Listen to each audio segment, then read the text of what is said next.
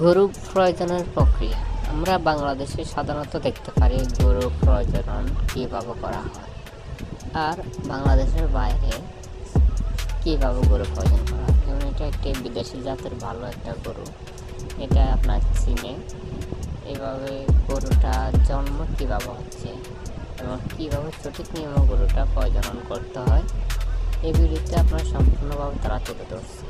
আপনারা দেখতে পাচ্ছেন গরুটার পা বেঁধে টানতেছে, তাতে অনেকে ভাবতেছে গরুটার পা ভেঙে যেতে পারে, এমনকি পায়ে ব্যথা করতে পারে। এমন করে কিছুই হবে না, কারণ বাচ্চাটা প্রজননের সময় এরকম কোনো আঘাত পাওয়া যাবে না যেভাবে বাধা হয়েছে। হ্যাঁ, যদি আবার বাধার নিয়ম আছে, আপনি যদি আবার সঠিক নিয়মে না বেঁধে উল্টাপাল্টা নিয়মে বেঁধেন তাহলে বাচ্চাটা আঘাতপ্রাপ্ত হতে পারে। কিন্তু বাচ্চাটা আপনার বয়সের তুলনায় সাইজে অনেক বড় হয়ে গেছে, সেই জন্য গরুটা অনেক কষ্ট হয়েছে, ঠিক আছে, কিন্তু সঠিক নিয়মে প্রজনন করার কারণে মা গরু এবং বাচ্চা দুটোই সুস্থ আছে। সুন্দরভাবে প্রজননটা করতে পশু ডাক্তাররা সক্ষম হয়েছে।